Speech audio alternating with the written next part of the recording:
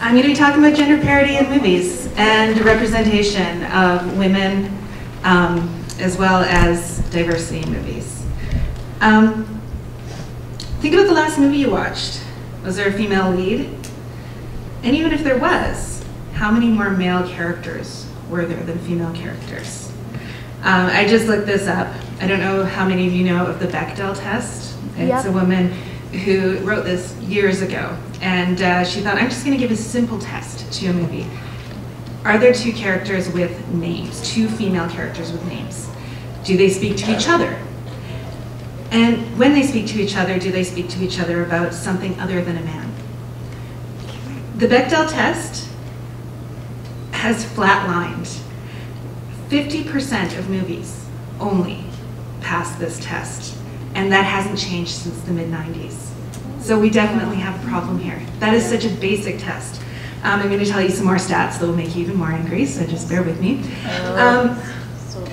Let's look at some kids' programs. Do you want to do the next slide there? What are our kids watching? Paw Patrol. This is extremely popular. They started out with, I think, the 6 puppies.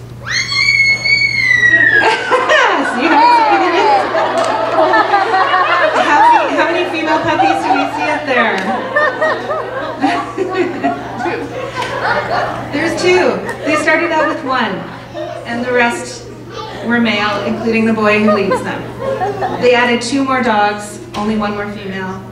So 2 out of how many characters? 1, 2, 3, 4, 5, 6, 7, 8, 9 characters are female. This is not an exception. This is the norm. This is what we're seeing on our screens. Next slide. How about Frozen? We all love Frozen, right? It's a great movie. It's wonderful. I love it.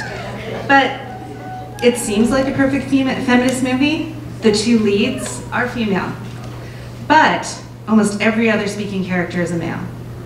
If you break down the dialogue, only 43% of the dialogue is spoken by women. So even though we're seeing some progress, I would say this is progress, the women are still taking up less space than the men. Now what this happens is it gets into our subconscious. All of us are watching this stuff, and it's becoming norm. It is the norm in everyone's subconscious, male and female. And what happens is we see a cabinet of ministers. We see a board of directors. We see a panel at a conference. And it will be 80% male. And we don't even blink an eye. We don't notice it. It's so ingrained in us from seeing this in media that it doesn't even flag for us.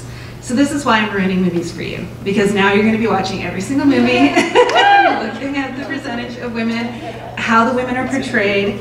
I'll pull up the next slide here. This is another example. This is women speaking and men speaking in all of the last Best Picture winning films. Does this look off to you? Just a little bit. Yeah, just a little, right? There's a problem. So the question is, why does this matter? Well, first of all, we'll go to the next one. We'll see a few more things here. Oh, one more back there. Can you go back, Mom? By the way, Mom, do you want to come out here? It's okay. You can just skip that slide. Come on, I want to introduce you to my mom, by the way. Aww. She's helping me out.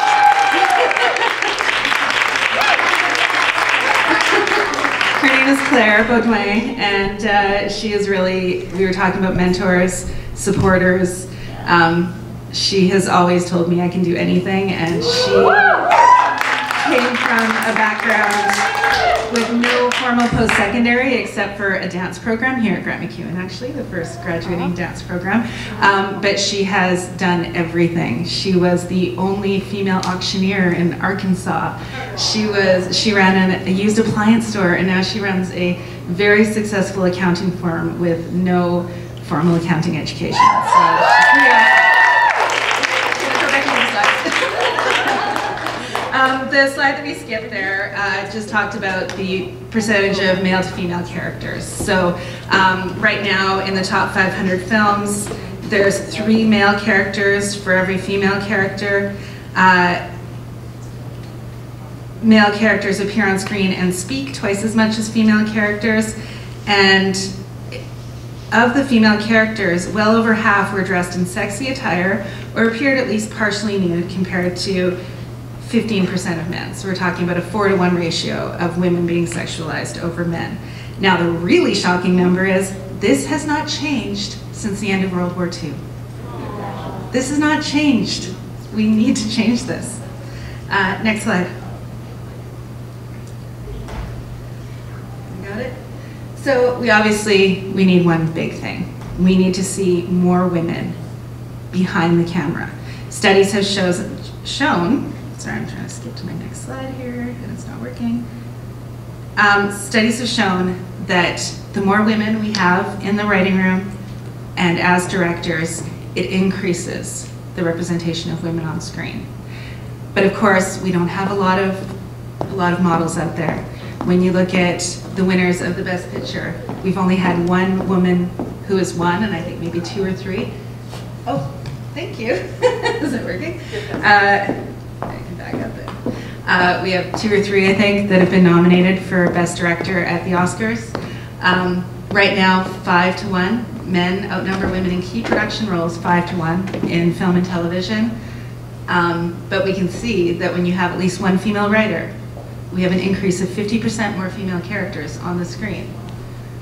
And only 20% of films with all male creative teams had female protagonists, as opposed to 45% if we have at least one woman writer or director. So it does work. Getting women behind the screen makes a difference. I was so excited to go after the STEM ladies, the tech ladies, because that's definitely something that really flags for me. There's a couple studies by the Gina Davis Institute on gender and media. Her saying is, if she can see it, she can be it. And one is called the Scully Effect. And what it is they studied a whole bunch of women who are in STEM today, who are at the age that they would have watched the X-Files when they were younger. Everyone's seen the X-Files? It's amazing, right? Dana Scully's awesome. And 7 out of 10 of these women in STEM cited Dana Scully as one of the reasons they got into STEM. That's how powerful television and film is. Another study they did is in 2012. Girls' participation in national archery championships doubled. And 7 out of the 10 girls that got into archery said that either Katniss from the Hunger Games or Princess Merida from Brave influenced them to get into archery. It seems minor, but that's the thing. They are seeing women in these roles and they realize they can do it. That is so, so powerful. So here's my little thing. That's a picture of our first Girls in Film and Television program that we did in Edmonton. So the question is, what do we need to do about this? How can we help? I mean, it's like, I'm small, I'm not in media, what can I do?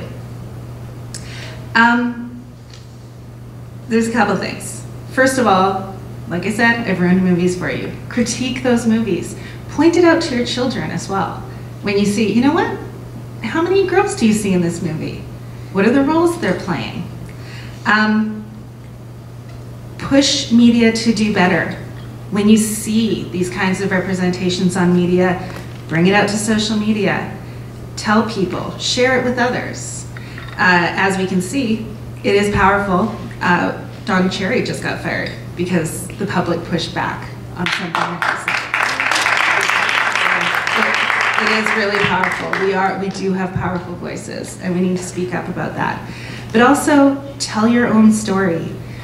As Leslie McDonald pointed out, we all have a story, and we need to hear more of those stories. We need to hear stories about real women. We're real, authentic women, and we need to hear that more, and the girls need to hear that more. Get onto social media, write a book or a blog, make a video of yourself. And the other thing is we need to do is encourage girls to find their voice and tell their story. Of course, my main thing here is get them into the media industry. Get them to film and TV, get them into our gift program, please. But anyway, the girls can tell their story and share their story. It's going to be huge. One thing we found with our gift program that has been really exciting to me as well, that's a little description of gift there. We basically take girls, we put them into this program. We have 5-day workshops, as well as we're starting our first feature film program where the girls get to work on a feature film. it's at a time when these girls' confidence is dropping very, very quickly.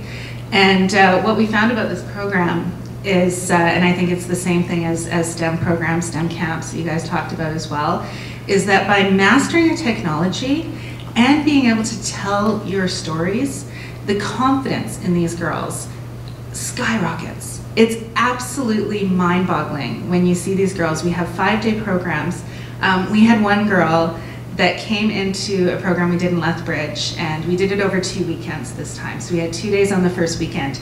And her mom needed to walk her in. She was about 13 years old. Her mom needed to sit her down and make sure she was okay before she left. We had some icebreaker activities at the beginning, and I had to basically kind of hold her hand and walk her through them very carefully. She was extremely shy, extremely shy.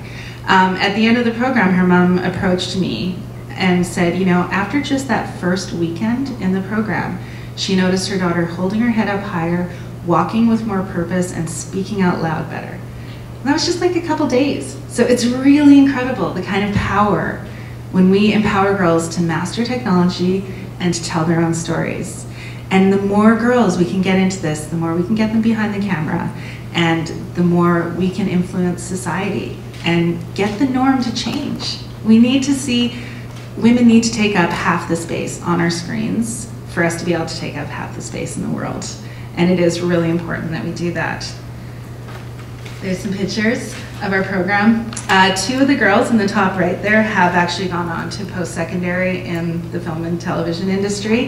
I'm really excited about the one girl with the red hair. Her name is Elise, and when we interviewed her after the program, she said that she never really felt comfortable in school. She never felt like she really excelled. But as soon as she got behind the camera and then got onto the computer and started editing, she was so focused. She was basically been diagnosed with ADD, but she was so focused at what she was doing, and she was so excited that she spent hours in front of the editing screen and loved every minute of it. So this is the kind of power, by introducing girls to other career opportunities that just speak to them. That's about it. Thank you very much.